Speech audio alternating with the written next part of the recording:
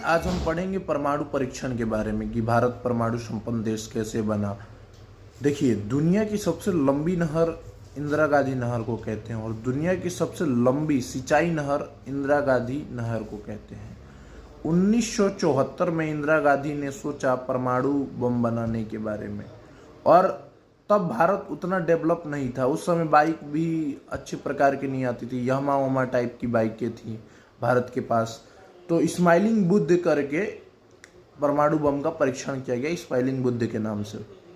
वो उतना सक्सेस नहीं हुआ और वो फेल हो गया परीक्षण। तो यही हो गया, भड़कैबो किए और फूस दे करके रह गया। अब अमेरिका हम पे दबाव बनाने लग गया कि तुम परमाणु बम परीक्षण कैसे किए। हिंद स्माइलिंग बुद्ध जब असफल हो गया तो अमेरिका ने भारत पे दबाव बनाने के लिए, भारत परमाणु संपन्न देश ना बन पाए इसलिए अमेरिका ने क्या किया, CTBT एंट्रिटी लगा दिया। ना आपको जल में परीक्षण करने देंगे, ना आपको हवा में परीक्षण करने देंगे, और ना आपको आकाश में परीक्षण करने देंगे। चारों ओर से घेर दिया, ना धरती पे करने देंगे, चारों ओर से घेर दिया। और उसके बाद कहा कि कोई भी देश भारत को यूरेनियम नहीं देगा। अब हम गलती से यूरेनियम मंगाते कहीं चोरी छुप के, तो यूरेनियम हमारे पास था नहीं, तो हमें गलती से कहीं से चोरी छुप के यूरेनियम मंगाना पड़ता। तो इंदिरा गांधी जी ने क्या किया कि दिमाग लगाया। इंदिरा गांधी जी ने कहा कि हमको बिजली का प्लांट लगाना है, बिजली का बड़का बड़का लाइट जलेगा भुकभुकिया। सुने 200 करोड़ का खर्चा आता है अमेरिका से। अमेरिका लपलपा गया, जबकि 100 करोड़ का खर्चा आता था। अमेरिका बोला अभी लगाते हैं। अमेरिका ने CTBT, NCG और NPT बना दिया। CTBT का मतलब ना आपको जल में परीक्षण करने देंगे, ना थल में परीक्षण करने देंगे, ना हवा में परीक्षण करने देंगे। और दूसरा का मतलब ये है कि कोई भी देश भारत को यूरेनियम नहीं देगा, और भारत के पास यूरेनियम तो है नहीं उतना कि परमाणु बम बना ले। बहुत संघर्ष किया भारत ने परमाणु बम बनाने के लिए। सुनिए, तो तीसरा ये लगाया अमेरिका ने कि कोई भी देश भारत को टेक्नोलॉजी नहीं देगा।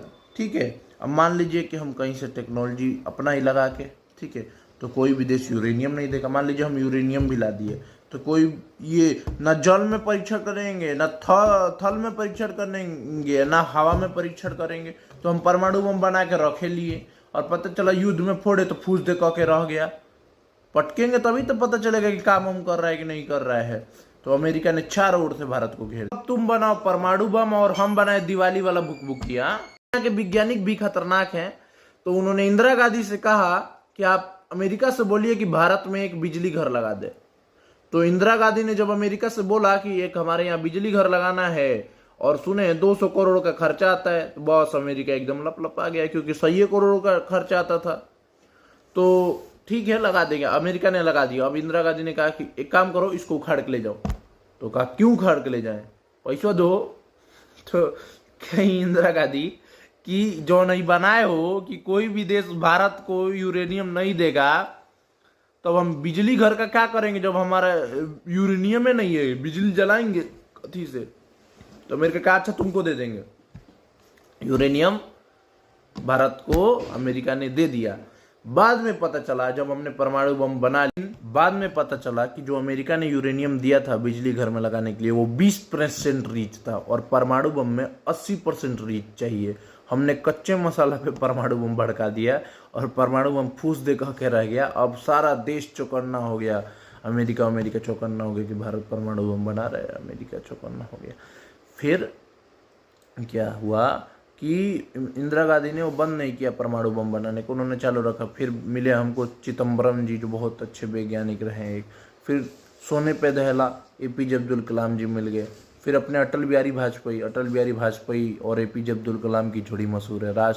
वो युवा पीढ़ी जिसने राष्ट्रपति के रूप में APJ अब्दुल कलाम को देखा हो और प्रधानमंत्री के रूप में अटल बिहारी वाजपेयी को देखा हो, वो बहुत लोग, ये दोनों महापुरुष इस देश को बहुत उन्नति पर ले जाने में इनका सहयोग है। परमाणु बम संपन्न इन्हीं दोनों महापुरुषों के देन है। बहुत